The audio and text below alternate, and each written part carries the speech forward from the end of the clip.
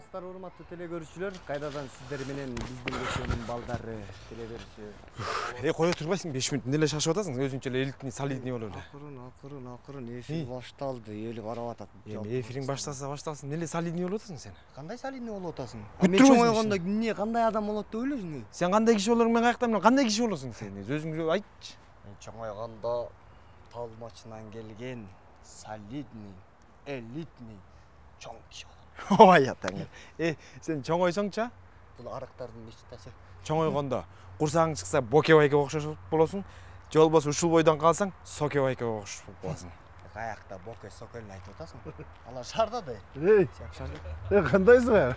Ассалам алейкум. Таныңдабы байке?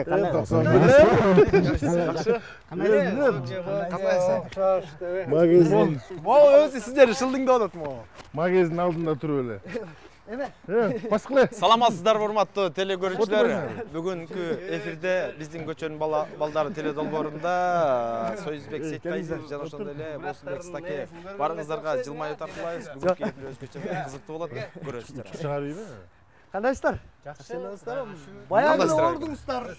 Шустуруп алды.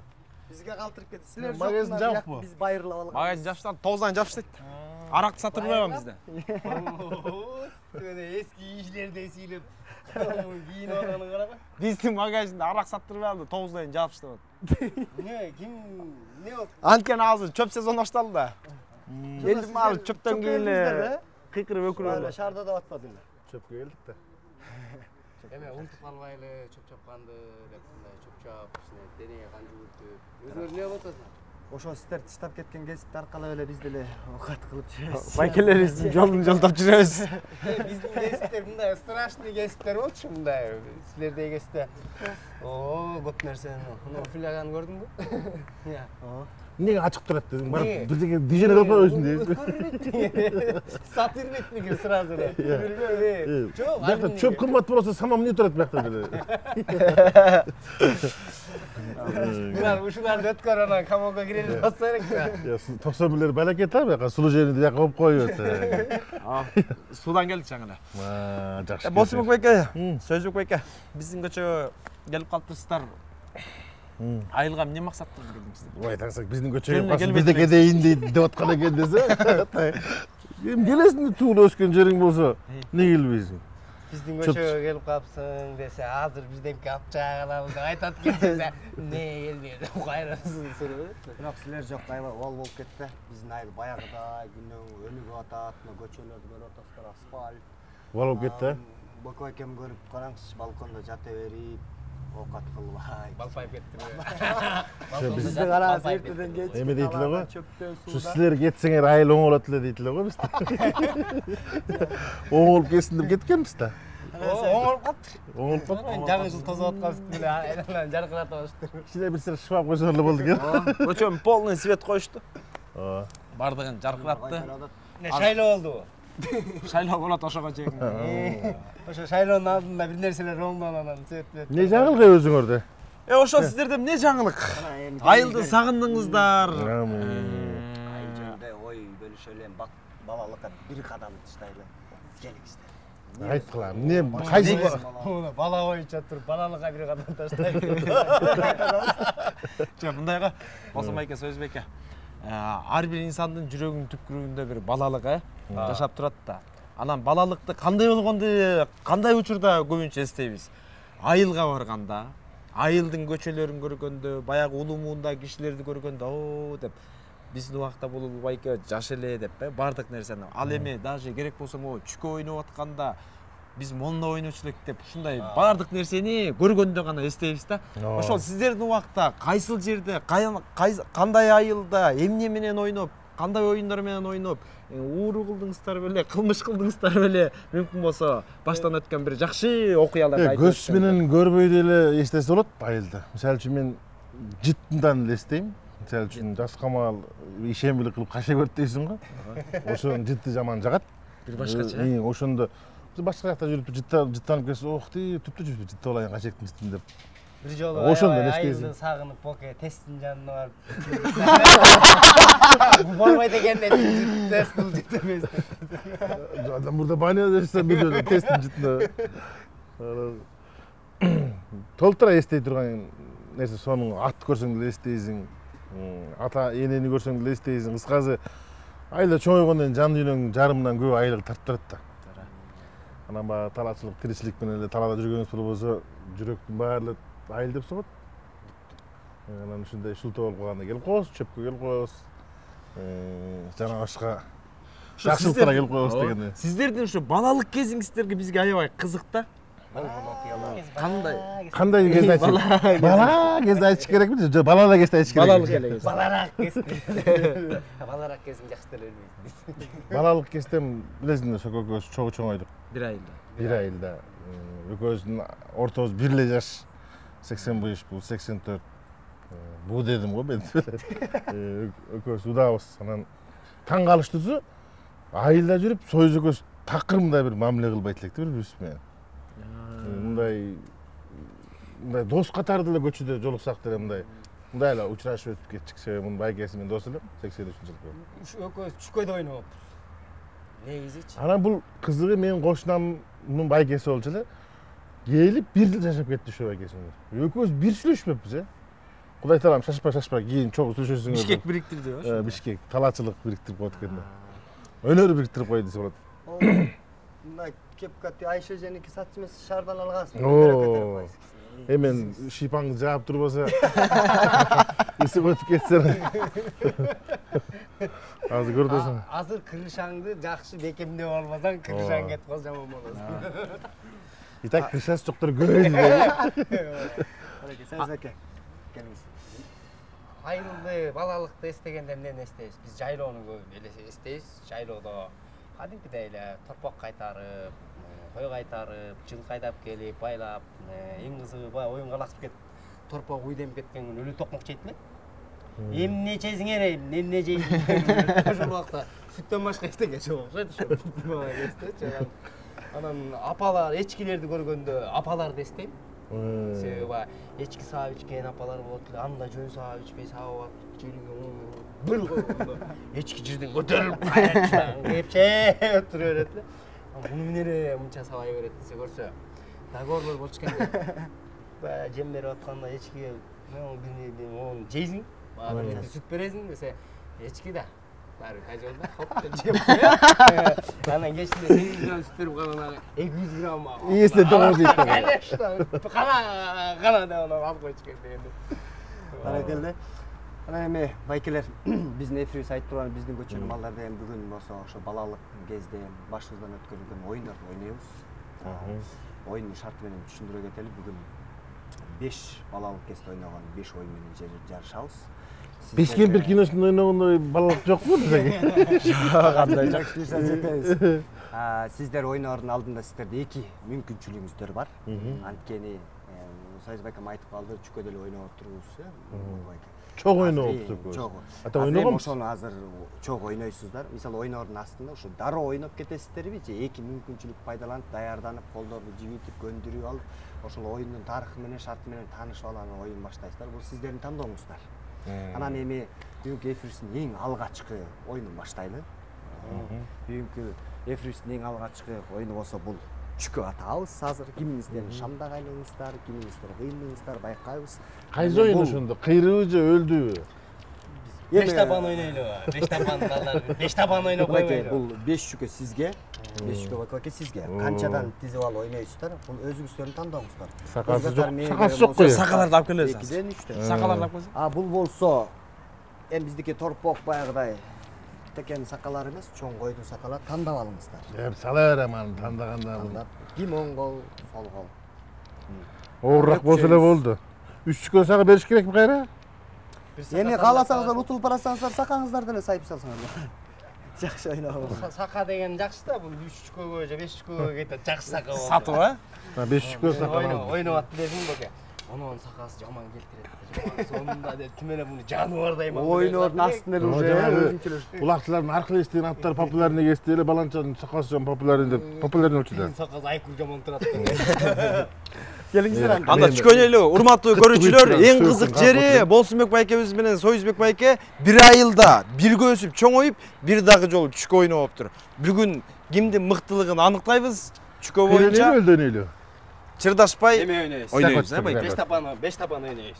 Мына 5 тапандын жигиттери 2ден, а? Давай. Экиден ойнойсуздар. 5тен деле тизип коюш ана. Тизбайрачем чыкса деген кенен экен го. Илгери бизде чүккө тартыш болчу. Мен бала кезимде эстеп кетпедим, бул чүкө дүнүйө эле да кадимкидей. Бул бир чүкө үчүн бирөөнүн мурдуган айтып. Кадеңиздер өкчөп Аз болду. мындай кылабыз. Мындай кылабыз, пока. 1, 2, 3 болду, эфирден чыгып бересиң. 3. Байкал өзүнө Сен сарса да. баштайсың, мен баштайм. Өкчөбүз, Хоппа. Экөөбүздүн түргүчө эфир бүтөт. Баштай бер. Акпаз эй. Az sanayız hazır. 1, 2, 3, чыкпай алды. 4, 5 dedim. Хоп Чыкпай коелу. алды. Мына сакаңыз. Окей. 5 тапандын балдары ушинтип ойнойсуздарбы? Калды. О, Сиздер мисеңиздер таң атчы ойнойсуңар го. 2 тапан эле экен. Бирден атышыңыздар кетти. 4төн атышыңыздар. Mo çiğikten ha? Акбасбек сен. Каранбаспай. Жақсы болады. Мына сөйдөгө койсоңуз, негизи ортодо чүкө бузулгандан кийин могу чийинди басып атабызда бизде. Ama anda жақсы екен да десең. Жакын болуп каттын. О, жакын болуп калды. Жөн атыштайсың да. Көбүрөөк утат. Пожалуйста. Мына бирден аттыңар. Biz çükönü көбүнчө кышында ойночук. Карда кол тоңуп калган көкмөк болуп, ал жерден мал өтүп, наркы берке, ишиса кык. Шакарап биягы деги. Сакан кар болуп калса, оозго салып бирсе, эритип алыптыр. Түкүп туруп анан кийин мындай кылып туруп, атына тийбей калат экен десең. Экинчи атышыңыз кетти? Ооба. Алыстан атып көрүп калыпсыз да берсең. Окуй. Бока байке мо жаткан чүкөндү эле атып жүрсүңүзбү? Жо, турганын атып алайынчы биринчи. Жаткан биякта турсун. Аме кок, эмне болду ке кок? Сиздики 4-чү сөз экен. Меники 4-чү эмес, 400-чү болсо да тийчү да эмес го. Тийбей атат. Коем эте. Şu Ay kok. Боке көстүк мындай кылбайлыбы? Жыгылса эле уттугун өрбөйдү десең. Көрөлү азыр байкайлы. Кеспегиле суранам десең. Çıktı. Mo sakanı gördüңөрбү? Тоңко турганды. Эсоке. Баягы. Ишогунан чыгат деп ушул десең. Баракелде. Жыгылган өшкө тобой. Жа негизи акыркы жолу атканда боспой болду. Ошода чыкпай калды да. Чыкпай калды. Мынакей урматтуу эле көрчүлөр, өзүңүздөр көргөндөй акыркы атыштан убактысынан пайдаланып. Кечирип койгула тургандар биз уталбайга кечирип сурайбыз десең. Ушкай болду. Аны Куттуктайбыз Босмайка. Рахмат. Апчыңызга, чөнтөгүзгө 3 сиздики. Охо. Мен 3 сага берем, сен чөтөңө салып ал. Баракелде сону мынакей. Бир поста жийип жүрбөдүңөрбү? Аткылатып. Ойной бербейлиби дейсиң? Ойнойбуз, башка оюндарды да ойнойлу. Берсем кийик оюндарда. Сиз утуша ээ болосуз деп ойлойбуз. Мана эч түшүп калган жокпу? Жок. Жакшы эле. Шүкө эле го. Эме баягы болсун бир тамашасы бар эле. Союз бала кезинде катып чуркайт эле. Анан айылдан чуркап экинчи местен алдында үйүнө сүйүнүп келсе, атасы молодец, өзү канча оңой чуркадыңарсыз, 2 пояс деген. Мен айтам, экинчи орунду алып келип, биринчини Боке алды, экинчини мен алдым. Канча ойнодуңарсыз, экөөбүз ойнодук дегенде. Жакшы. Ушундай. Анан сиздерге суроо берели. Экөөңүздөр 1 айылда чоңойдуган турбайсыздарбы? Ооба. Кыздарга барчу элеңиздер. Каякта сүйлөшпөйсүз каяктын кызы. Жок, негизи сиз кыздарга барчу. Барабыз да, мага барбасаң элдин алдында позорсуң го. Эмне бул бала кыймылдабайт дейт да сразу. Туурабы? Кыздарга кандай азыркы убакта SMS жазып болсун, WhatsApp'тан жазып болсун, сразу жооп келет. А сиздердин убакта кыздарга болгон мамиле. Мектепте SMS-тер бар болчу. Баягындай ар бир класста болот го, шустерлер, кичинекей балдар чакырып бергел деп берип кат жазып. Конечно, баягы улууларды туура айт элек да. Биз эзибизге келсек, чоңдор кат жазышат экен да. Анан кат жазыш баштадык. Анан ортодо ар ким ойноп эле, бирөө анын атын жазып эле, аябай кубанып эле, ушундай недовный күндөр да болчу. Мисалы, сүйгүнү 14-февраль. Кат жөнөткөндө Ошондо сизге канча кат келчү эле, чынын айтсаңыз? Билбейм эми кат. Азыр эми ал убактан азыр сулуу болуп, көркү болуп калган кезиңизде. Эми анда кат келчү го дейм, подарка алчык 14-февралга деп. Жок, 23-үнө ат дейм, 14-февраль сиздердин убакта жок болчу да андай мени. Жок, Бар беле. Бүтөйүн деп атканда башталып калган да. Бүтөйүн деп атканда башталып калган. 14-февраль жанагы сүйүп калгандардын күнү. Ада 23-үнө алчык, 8-мартка алып берип, ушундай мындай карсы сыяктуу болчук да. Ал кайра сарсала. 8-мартка чейин эметиш керек деп, мамачкаларга кошомат кылып, акчаны алып, кошомат кылчук эми баягы ответ кылып коелу деп. Сиздер сөк. Бизде эле ушул 23-февралда беришчи. Эме солдаттын сүрөтү бар эме, катча эме жазылып, анан кийин кичине мындай афиль-сафиль дегендей келчи. Үйпүй кошуп койчук дейбиз.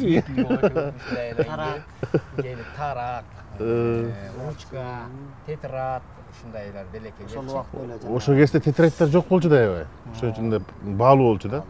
Эми тетрадь ошолор келгенде да бүтүп калган болот тетрадь. Өлө сүйүнөсүң башкасынан да тетрадьты көрүпчү. Анткени ал чакпак бүтүгөн математикадан эжеке ушмак. Анын үстүнө бир тетрадьда 4-5 предметти жакшырган балдар бар эле. Ошол убакта эле. Ортосунда. Тарых ортосу. Ошол убакта башталганда негизи. 12 барак тетрадь эле. Жок, 12 эмес, эми 48 жанагы 38 барактуу барактарда ушу. Жок, 12 барактууга деле эме болот эле, мисалы 12 барактуу тетрадьты аягына чейин толтура албай айрылып жок болуп кеткен эмелер окуучулар да бар эле. Анан болот го эми кээ бир балдар бир детер менен бүтүп кеткен балдар бар го мектепте. Эч кандай болсо. Биз как раз мен мисалы мектепке барган күнү союз таркап кетти да. Качан мен? Сен эмес. Билеген сенден чоң союз таркап кетпеди. Сен 91-жылы 31-чи августта бардык мектепке. 30 жыл болду мектепке барганга. Барсам эле таркап кетти деп калды. Ой, ишенбей турбай. Эми кантип эштер. Ошо заман бузулуп баштаганда ошол биринчи душарларда окуучулардан душар болгон биз болдук да. Советтер Союзунун печеньясын күзгү эмесин жедик, мен жашык жеп. Печеньясын чайын. Аны унутпайсың деп койду. Питаниясын унутпайсың. Андан кийин как ошол жана айткан тетрадьда дүйнө болчу ошол кезде. Тетрадь берип койсо аябай сүйүнүп. Тетрадь. Эми азыр тетрадь бере билбейм азыр. Неден окшойт тетрадь берген? Азыр уятта. Уят, а? Азыр Бериш керек э. Бериш керек деп. Тетрадь. Бериш керек. Жанагы окуучу кызылы, жашыл жуккан ручка подарка кылса, тим эле iPhone подарка кылгандай болмок. 4 сапасы барбы? 4 сапасы бар. Сен анкета толтурганда варианттар керек да, жашыл, көк, кызыл деген. Анкета толтурчу элексиң? Эмнеге толтурбайсыз? Не деп толтурчу элексиң? Мисалы фраза жана эмелер айтылчу эле толтура суроо. Мен оюнча 16-20дай суроо болчу кыскасы. Бүт жазылат ошол жерде. Билет сени баардыгын. Өмүр баян. Эми эмнени каалайсың, эми каалайсың жок эле эми. Келечекте ким болгуң келет? Кайсы сабак жагат? Анан сөз ортосунда сүйгөнүң барбы деген тема бар. Ага чекит коюп. Ага бүт каша калып турган, баштан жазып точка кыла. Акыртан болсо минтип коет. Аябай мындай открытыйраак, ачык жүргөндөр. Ачык эместери секрет деп коет эми. Ким билет секрет экенин. Секретпей элдин баары билет да айда ким эмне кылып атканчы. Билет сыр бербей жашай берсин. Сыр бербейсиң. Эч ким сыр бербейт. Анкета толтурчук аябай. Анкета азыркы Facebook'та почта. Facebook'та. Эми соц тармакта жанагы кайсы тамакты жакшы көрөсүң десе, өзү жебейт бирок ботко деп жазып койгон. Андай тамаша көй балдар да. Гүл болсун анан кайсы гүл десе, кокот көнөгө өзү өмүрү кармай албайсың кокот деген. Анан жазып, анан ошентип анкетаны булгайсың сен. Сага бербейбиз дейт эле. Анкета булгап жазып койгондор булгайт дейт. Анан сөп жазасың да, жазганда карасаң ар түрлүү кол жазмалар бар. Сулуу кол жазмалар. Ошону кундай кылып сулуу кылып жазам деп атып бузуп аласың, чийесиң, айры киресиң, барагы саналып келген өзү тетрадь дүйнө болуп атса, анан дүйнөсүн айырып атсаң. Ошентет эле, сен жаза албайсың, сага бербейбиз дейт. Анкета толтурган балдар булар отличник балдар болот. Көбүнчө. Анан бизге келип калганда колубуз начар болсо, эжелерибизге, наркологлерибизге толтуртуп алат элек бирдеке кылып. Анан алар деле окугандар кол жазмасы сулуу экен да. Сулуу экен деп ойлойт. Ага да карачы да. Ойлойн десе ага чейин кат жазгансың да. Келди. Келиңиздер, жакшы сөз болду. Ушул жерден эми бүгүнкү эфирибиздин экинчи оюнун ойнойбуз. Сапар алалы. Бул эми пара. Жагымдуу эле, көрктүү эле. Түшүрөктөн кийин биздики чөптөн болчу эле. Нема жок, нема чаап салсаңыз, үйүңүзгө жинап салсаңыз. Жок, малга жетпей атат дебейсиз. Малга жок болсо кантип малга барат? жетпей атат. Эми муну болсо эми каалашыңыздарды жана тебиңиздер. Мынакей. Ойногонсуздар, Ойногонбуз, ооба. Мунун эрежеси мындай болот эле. Мисалы үчүн 5 чейин ойнойсуң да. Ооба. Онго чейин. 1, Түшүрбөй. 3, 4, 5. Бул андан кийин мындай түшүрбөй. 1, 2, 3, 4, 5. Андан кийин 1. Ой, ушул жерин унутуп калыппыз. Мындай тебет элек. Кыса 2 бут менен тебилет да. Ушундай. Анан кээде мындай деле жарай берет эле. Мындай болсо женский тебип койдуң деп ушул мындайт эле. Анан мындай бар эле. Юра. Ушундайлар бар эле. Кыскасы, Чыңгыз үйрөтпөй эле койсун сиздерге. Биринчи кимден Пар баштайлы? ойноп жүргөндө Чыңгыз Рандомдо. Иә. Рандомдо. 91'lermi? 91'ler adam da oldu. Баштайлыбы? Baştayız. Онго кылалы. Онго кылалы. Ондонбу. Мынтет эле. Бир пара дейт эле анан ырга тили келбегендер. Бир пая, пая дейт. Aynen. Klastaşı aytam dedi. Klastaşı aytam dedi. Bir kıyboy degende aynen adamlar çıkıp kaldı da. Öyle emez ka? Şunday. Ongo çeri. Başta sökün. Başlayayım mı? Онго кылалы 9, Cana da 3 bu. 1, 2, 3, 4, 5. Беркете саламыз. Siz de tepkilep kaç kere Bak bak. Hem o çıktığını içine bana şaylonu kılmaya kılıp 7% kılmaya 5% geçsin yakşı oldu onlara. Böyle hareket. Бутуңуздан түшүрбөңүз ушул. Жетип болмуш. Эгер бул ишти ачсаңыз, Bunu vesti götürgen butuğa rahmattın daha ucu tepken tatma onu. Ашасы сизге ишенем мен. 8 эле кылып коюңуз бүттү. Rahmat. Şunday pozitif nesler. Bir. Oy. Bir. Böyle. Ya bu görünmüyordu gene. hop para geldi. Çıtayım mı olsun? Çıta. Yok. Salp veresin de. Şart oyunca tuz olan kişi hayır salp veret. Cedet çal. Bu görüşünce sekire alır gel. Сөзү канча жол тепти? 3 yol teptiriliyordu. Чача канча упай берет? 3 pay verem. 3 para veresin bana. 3 görgen değil he. Az Бокебейке мүмкүнчүлүкпү? Albatta. Görüyorsun. Daha bir şans veresin. Bir mümkünçülük. Lüranı berdir. Yüreğini vereyim sırası. Катлagан айтабыз. Ol. Toydum rahmat. Para geldi mi Evet. lan paradan. Biz Sözde keske aradan kapçığımızda 3 pay. öyle. Intimaktaşı öyle. Тең тең. Böyle şöyle de yine. Анан Сөзбекке, Бокебейке. Сиздерден мен кандай айтсам болот? Айылда эмне деп эркелечи эле көбүнчө. Достор, ата-энелер кличкаңыз. Meni nezde soyuz ele olчумун.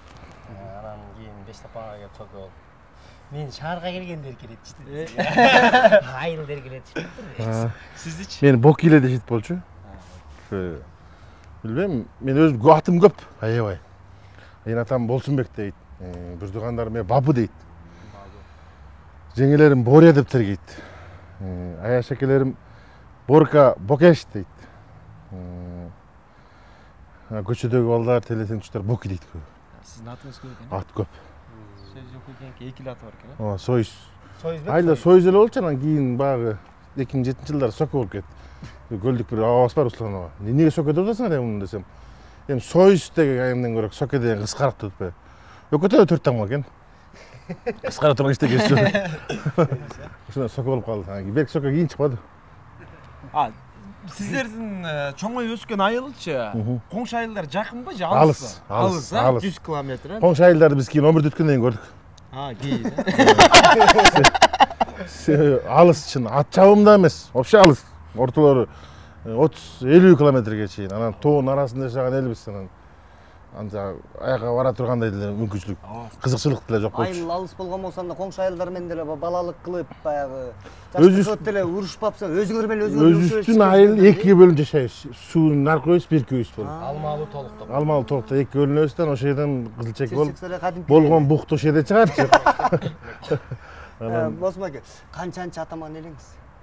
Сөке айтсынчы, мен айтсам эми бул уят. иш эми калыс. Биринчи атаман ушул болчу. Балалык кезде ушундай, толмоч келген ушундай. Жок, курсак жок, ол жок. Эме букеч балалык кезиндеги сүрөтүн көрсөңчү, бооруң эзилип калат. Биз азыр көрүп алып күлөбүз. Жөнүнө бир терек. Бутагы жок да. Шагы да жок. Шундай эле мырзатай сайдын боюнда өскөндө момундай. Биринчи атаман, Биринчи атаман. Сиз Мен атаманын эле билбейм, качан чыккан дегенде. Эжек атаман койгон эмес да, койду. Эжек атаман. Бизде гана, бизде деген. Мен почти что 4 жактарда жүрсөм керек, 4-5 жактарда жүрсөм керек. Биздин класста Току деген балабыз биринчи атаман да. Андан кийин Токо деген балабыз биринчи атаман да. Экинчи атаман. Экинчи атаман. Андан кийинкилер чынында местаде. Андан кийин партия жебешти. Жок, местаде талаш эмес экен, мындай карасаңчы анан. Андан кийин экөө атаман тургандан зачем жүрүштөр талашып отурасың. Короче, ошолор Чешчи деген маселе бар. Анан ошолордун атынан биз биринчи атамандай жүрчүк деген. Ооба. Жакшы. Жакшынын шарапаты дегендей эле, жакшы шарапаты менен. Соке чарылдап айылда экөөбүз бир мектеп окуганга коңгуроо чыга элек деле союздун эмесин угат элек. Чарылдап аткан. Чарылдап турат эле үйүнө ачып чоңойгондо таңыз ушу артист болот окшойт деп койчу десең. Айылда бул манас айтат. Мектепте концерттерде манас айтчы. Ырчы болчу негизи башында. Ырдайт эле. Соке ырдатат эле. Мисалы үчүн союзду мындай бир көчөдө кармалып ырдатып аткан болсо, биз көчөдө жүрсөк, мына аянып өтчүк. Сөзсүз муну бир көчөнүн атаманы кармап алып, өкүртүп ырдатып аткан жер болчу да. Кармап алсак, биз жөндөн эле баганда кармабайт дагы шарт эле муштумун көрсөтүп, мына муштум кан жыттан атабы же бозо жыттан атабы дейт. Анан энди бозо экен дейт. Зыр коебуз. Тест дейт. Чуркап барасаң да тест дейт. Тест чуркап барып. Анда бозо сатчы, мисалы үчүн 3 килограмм жүгөрүгө 1 литр бозо сатат эле. Ошентип 9 килограммга карыз болуп, анан ошентип жүрчүк да Соке бизге жакшы бир белги болуп берчү. Айылдын эмеси болчумда, мындайча айтканда, трибогасы десең. Мен ошо бир жерде ырдап аткан болсом, ошол жерде айылдын каймактары отуруп ырдап аткан болот. Жабок айтатмакчы, тилекке каршы мен муштум жыттаган эмесмин. Мага муштум жыттатчу эмес. Бунун үнү бар. Бергел дечи, ырда дечи. Мен азыр кое отуруп кайсыларды ырдайм деп ойлонуп эмесмин. Сразу эле ырдачу. Кайсыларды ырдатышпайсыз? Любой ырдатып. Ошол кезде популярный. Сыйма экендер камада көрдүк калды. Сыйма экендер. Айыл этегинде жалгыздан турат. Шардык кыз келген көңүлдү бурат.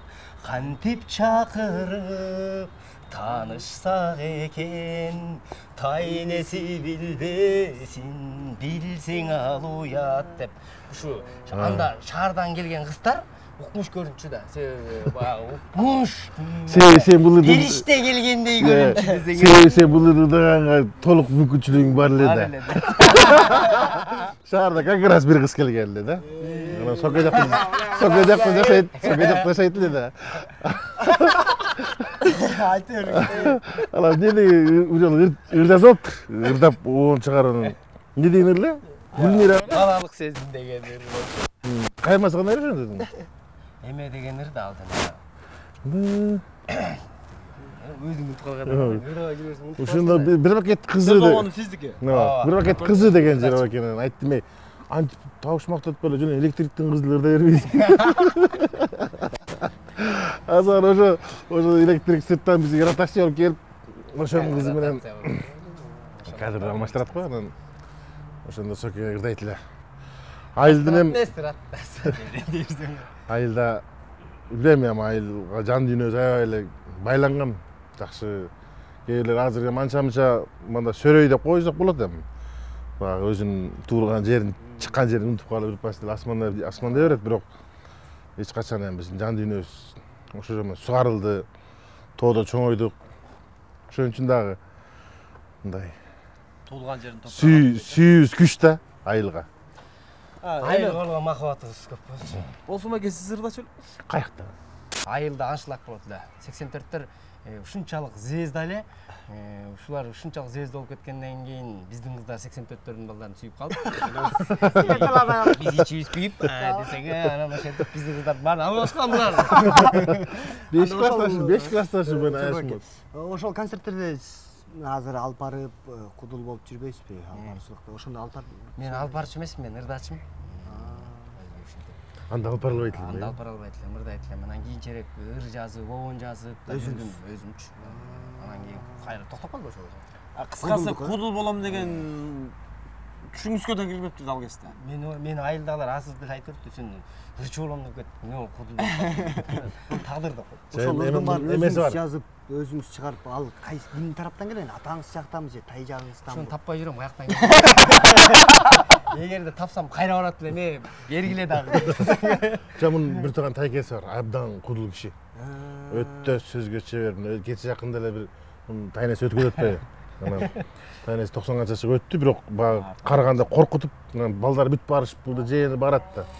Анан баргандан кийин эмеден тиги эми баягы оорулуу өлүп калат деп күтүп отурат да, анан деп. Отурсаң 2 суткада өтүп кеткен бул бир ат жарышка кетип калыптыр. Ат жарышка кетсе өтүп кетет тиги.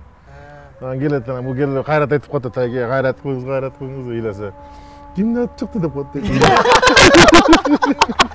ат бир чыкты деле. Же мага өз булар ушундай эмеге жамандыкка барасың. Улакка кетпей өтүп турбайбы десең, кашык менен катып соккондо кимди ат чыкты депчи. Тайлар жактан келиптирди. Мага кезинде ал болсо жана ат кулак деп койсок, мына калың, таякчаны күйүп алып, буяң өрттөп. Мен классташ балам ошентип эме салып күйүп чесең жакшы болот деп тиги. Салерге Бергенде боп деп кирпи күйүп талантчы. Адам кирпи күйүп калсачы, жаман кыздай көрүнөт. Анан битин сыйрып алган деле коет. Ал жаман окуялар көп анан. Сап-сары болчу да. Bir gün kaşını da kırıp koydu. Kaşını kırıp koygan eкен. Ne oldu sen? Kaşты kırsa kara olup çıkat kendi bir aytıp koygan eкен, abi kırıp koydu. Kaş yok kişiçe вообще инопланетян эле да. Башка планетадан келген деп. Мулук болуп, мулук. Мындай кылалы. Болсун байке, Союз байке. 3-оюнга. Уларча тура калганча эле, эми бизде мындай бар эле, алып чыга алат экен эле. Бала там нерсе да. Тамаша. Бирок сиздерден күтүп атканбыз. Шаардан кичине сусумдуу. Базарлык кылабы деп. Чөпкө элсе каяктабы? Жа негизи. Же боке буларды бир муштун тага коелу, эмне жыттанып атат. Жа негизи ушундай эле. Кола жыттанып атабы? Улуу байкелериң же эжелериң келсе, сөз түрдө бир нерсе алып келдиби мага деп үмүт кылчубуз да. Азыр уже шаардагылар айылдардан үмүт кылган деп айдайлар. Оюндун шарты мындай. Могул жерде ортодогу тоскоолдуктардан ушундай буйтап өтөсүздөр. Бул башка барып, кайра тиги башка. Кайра жыкпай. Последний герой дешип эле турбайбы? Ооба. Көрдүңүздөр да. Ушуну молодец, сону эткез. ушундай ойнойсуздар. Ким баштайсыз? Келе. Эна бена со. Кел. Бака баштайбыз. Я. Бизде эме жок, алмак салмак баштай беребиз. Алмак салмак.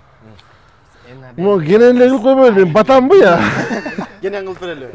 Сиз дароо баштадыңызбы же даярданасызбы? Даярданып алсын. Даярданайынбы? Бир анда. Бир мүмкүнчүлүгүңүз кетти. Я бисмилла. Аме! Аме! Ушундай грузовой машина айдай албайм деле.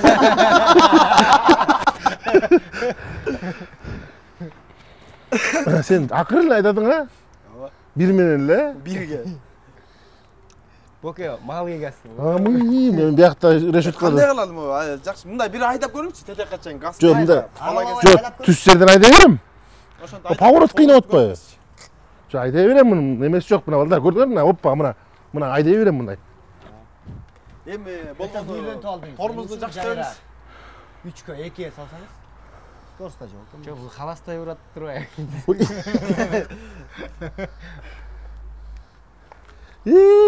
О, баракелде. О, это. Мен соке, ошол жерден антып кетем сен. Сиз дароо баштайсыз. Жок, бир көрүп алалы. Союз байке. Даярдансың? Биз көрүп алалы да бир сыйра. Ойногонсуздарбы? Унутуп калыппыз да. Ойногонбу сен? Унутчу. Кийинчерээк ойногонбуз да чоңоюп калыптырчы. Мына эйин тапты. О. Союз байке. Жай ана эмес керек экен. Айткандай мындай бир сыйра мынтип көрүп алыш керек экен. Жайлы айдаш керек экен. Нурсултан тимene өмүр бою ушу менен чоңойгондо айдап атпайбы? Салкы деле барчу эмес, барбайт азыр деле. Ушундай. Оокат кылбайт, түшүп эле жүрөт. Баштай берейинби? Баштайсызбы? Баштаңыз. Так, сиз 3-кө келип токтоп калдыңыз. О, Биз биринчиден өтүп алалы. Охо. Опа. Опа. Ей! Байс. Браво. Ой, баракалды. Аятаңгыр. Төшөгө чыгып бузулгандай эле болду да. Жакшы экен. Бирөөнү айланып жүрөрсө болбойбу? Кенен алып деле айлансаңыздар го, тедекка чейин жүргөн бар. Баракелде мына ошентип бул оюнубузда Сойжбекебиздин чөнтөөлү Чеберчилиги менен. Баракелде майке. Шөкөсүн 6 бар экен да. Сизде 3-кө бар, а? Менде 3 эле чүкө. Акыркы дагы бир оюн бар. Эме? Түшүрбөй турасызбы? Мана түшпөйт просто баганда. Уламан чүкөнү санап эле кыжыртып атпайм. Биздин чүкөлөр эмне Эми болду? сиздерге суроо. Жана айылда бизге сигнал берчи деп Сойжбек экен айтып өтпөңүзбү? Негизи 83-төрдүн ышкырыгы кандай эле? 83-төрдүн ышкырыгын билем, бирок өзү 84-төрдүн ышкырыгыбыз бар болчу. Группа сыяктуу эле. 84. Ооба. Мындай. Чу деп ар бир классташыбыздын ышкырыктарын тоннан түшүнчүк. Тиги баланча тиякта, түкүнчү тиякта. А менин ышкырыгым мындай жөн эле ышкырчы, бирок элдер таанышчу да. Неге дегенде мен такыр коостой эле көк деп ышкырып коюш, мисалы үчүн. Мындай, болду ушул. Бир эле ышкырык. Бүттү ушул. Айылга жаңырды. Айылга эмес, эми ошол өзүнүн аймагыма да. Айыл чоң да, мана баарын жаңырта албайсың. Анан ал кезде бүт эле ышкырык менен табыш чыкты. Ал убакта көп ызычы жок эле, машина жок эле. Ал кезде деп жаман картайганда. Айылдын башындагы ит үрсө, этегине угулат эле. Азыр ошо иттердин деле голосу өлдү. Кийде жабат өлдү. Иттердин деле голосу өлдү десең. Сиздер өлсөңүз. Биздики мындай жана бака бакырып аткан сыяктуу бир мындай дегендей сыяктуу ышкырык болчу. Кыр деп чыгат. Аны үйрөнө албай чыр дей берип анан кийин чырылдап калганбыз баарыбыз элечи. Ушундай ышкырык. Ышкырык жакшы. Кыйын ышкыргандар да бар, э? Оме сайраганда бар. Чу дегенде. Деп коюшат эле. Шүшүк тиякта экенде Кой кайтап козу. жүргөнсүң. Кайтап жүргөн. Жанагы эмечи братандар бозобу же не дедиңиз? Канжыттан атабы. Канжыттан атабы дегенде жейсиң. Жок. Канжыттан бет да, жизнь. Канжыттан тушка жейсиң да. Ошо жейсиң. Бозо дейсиң Билесиң да. да. Бозону алып келчисиздерби ошо байкелерге? Эмне өзү эрчи болмок беле. Ой, байкеле. Же ошойдон үйгө кетип эле Жок, ал. төлөңөр. Сен мындай кармап туруп чап колгонуп туруп, так, токточу, ким аласың? Баланчаны. Болду. Болду да, болду. Бак. Барап келе дейт, болду. Ошо кеттиң ошойдон. Таанып эле коет бүттү. Сенде барбы, жокпу? Эмне кылып келесиң ал? Ал өзүң проблемаң да. Мына жерде Кийин кезип калганда баары кармалат да, анчын ошол жерден эле базарды өлтүрөйүн деп. Үйүнү менен суктумуш көрүнүп, мектептерге баягы эмеге барып карыз калат элек да, мамент акчабыз жок ал кезде.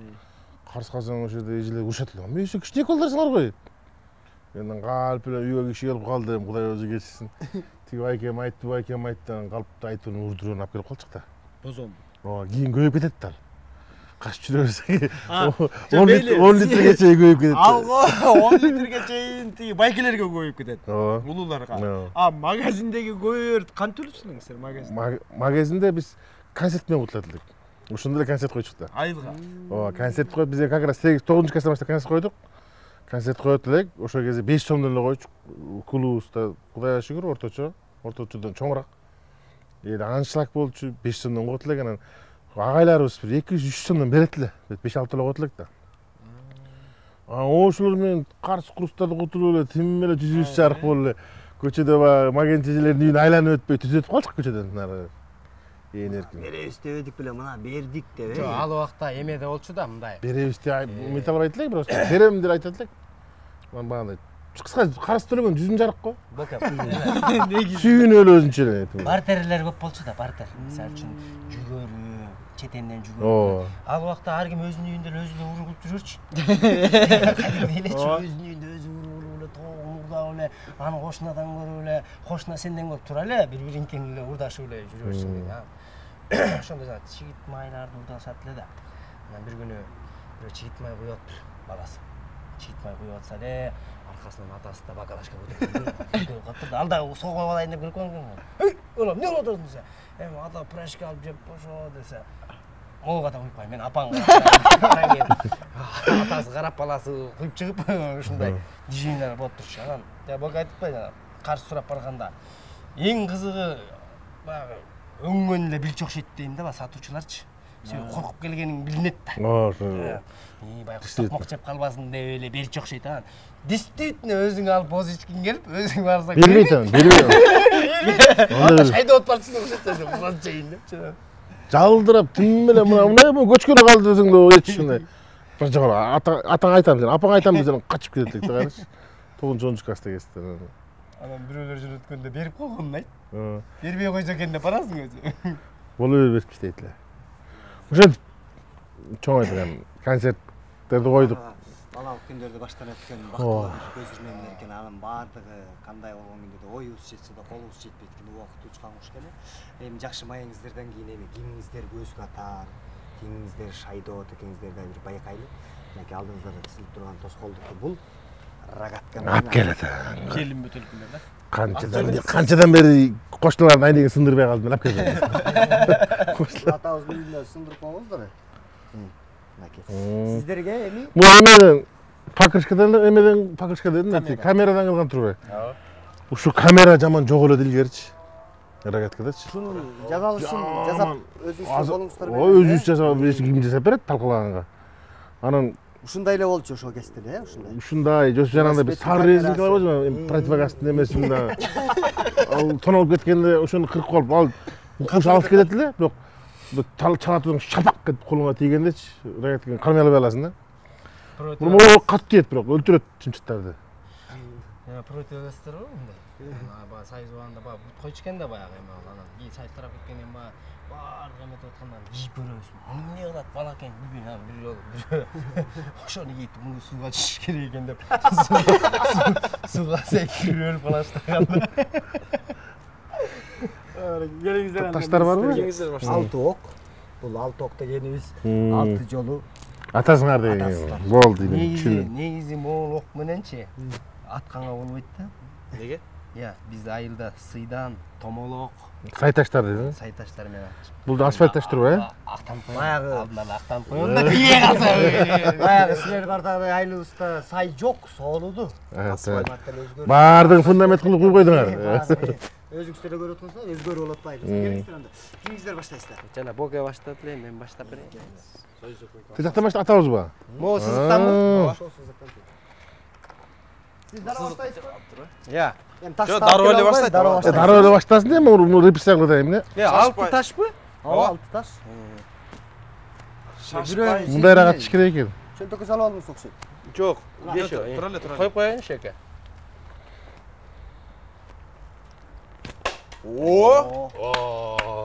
Азамас. Мен мына жерге коюп коеюн. Менин окторума тийбей десем. Котуңуз болсун байке. До конца сойып. Давай. Давай, ошону эң туура болду.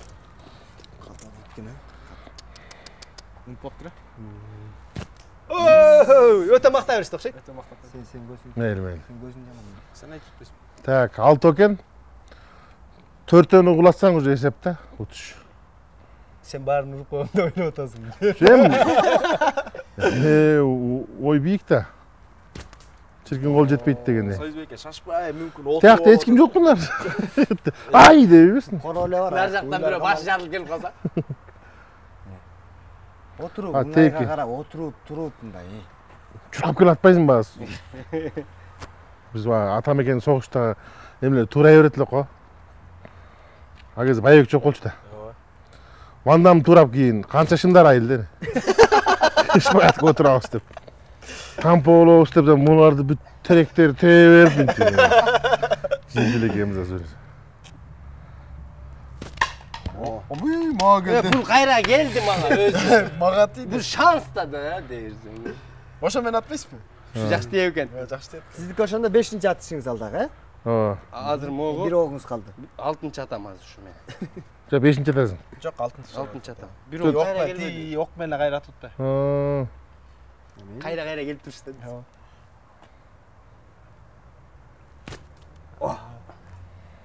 Бүттү. Тийбей калгандан көрөк. Сойыз байке жыйынтыктады оюнду. Мына Токиодон алып көрсөтөбүз дейбиз. Мына Кыргызстандан 2 спортсмен келген. Жаман ат чатырак атканы.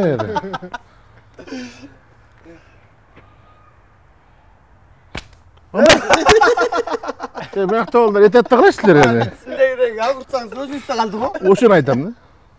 Көке. Бери карап атсаң да болот кетчи дейкен десең. Экинчи атышыңыз. Сыныгын өзүн чагыла. Турат байке. Үчүнчү. Бир ок менен экөөнү ат салгандар бар. Алар кимдер болду экен? Төртүнчү атышыңыз. Тетиги. Экинчи атышым. Терезесин сындырган алды. Экинчи атышымда. Бирөө тийбей калды. Бирөө бирөө. азыр аттыңыз тийбей. Та 2 ташым бар да мыякта. Мону 3 таш бар. Жок. 3-үнчү ташым кетти, 3 ташым калды. Бирөө бияка чыгып кетти. Бирөө жыкты, бирөө тийбей калды. 3 мо 4. Аны. Ортосунан эле өтөт го чиркин. Бешинчи атышыңыз. Көзүн жумуп алсаң деди. Омай. Эми акыркы оңус, акыркы шанс. Охуй. Жок дегенде кол алып калсам экен десем.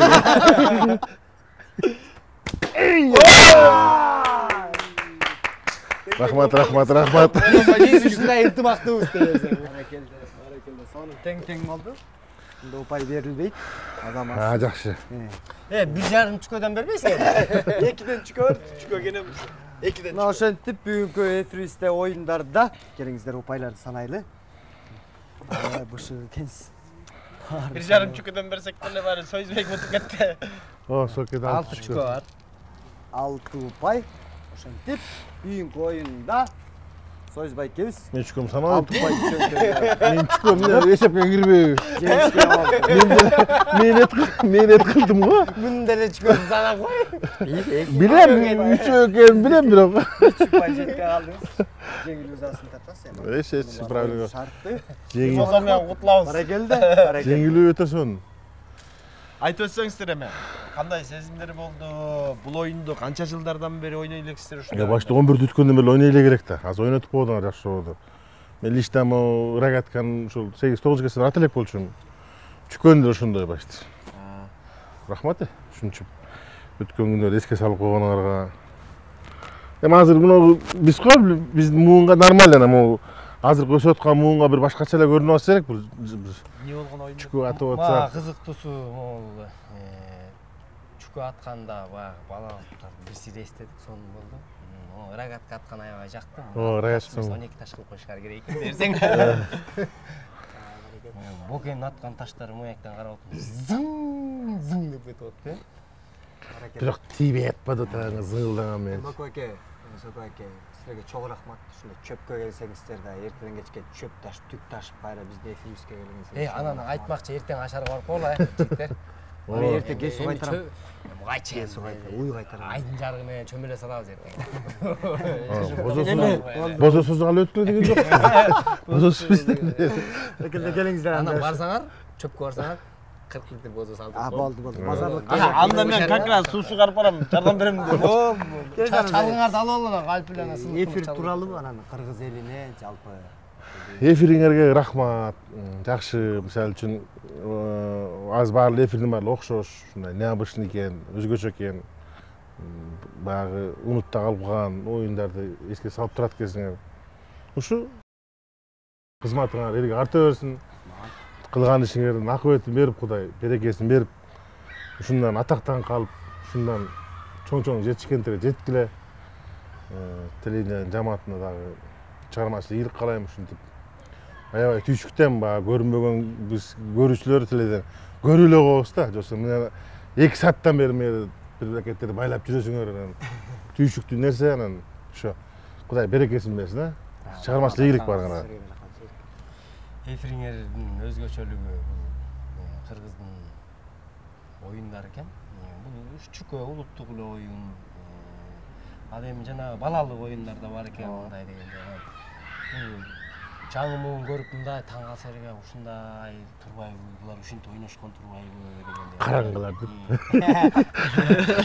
деп телефондо ойноп отурушпайбы дейт бирок илгери биз ойногондо да мынтип карап биз өзүбүздүн зыяныбызды келтирчү эмес экенбиз баардык оокатты бүтүрүп коюп анан бир жерге ушундай жерге чогулуп зыян көп эле келтиргенбиз го эми болбосо кантип токмок жебейт электи үйдөлөрдө сабакка кирбейди пада сада тоспой уйпуй тоспой ойноп кетип калган үчүн токмок жейт электи анан эң ушул анан мындай келип эфирде келип эле отуруп анан эмне деп суроо берип эле сүйлөшүп калчу элек бул жерде суроо жооп болду сүйлөштүк еще ойнодук бала кезди бир сыйра эстедик сонун болду мындай биз көз алдыбыздан бир өткөрүп койдуңар ар бир нерсенин максаты болот силердин да ушу койгон максатыңар орундалып максатыңарга жеткиле чоң рахмат чакырып ушундай бир жакшы көңүл көтөрүп койгоңар анан көрүүчүлөр кыргыз элине баарыңыздардын ишиңиздерге ийгилик оорубаңыздар ден соолукта болуңуздар көп нерв болбоңуздар жакшы жашайт баары жакшы болот десең баары жакшы буюрса сиздерге да чыгармачылык ийгилик каалайбыз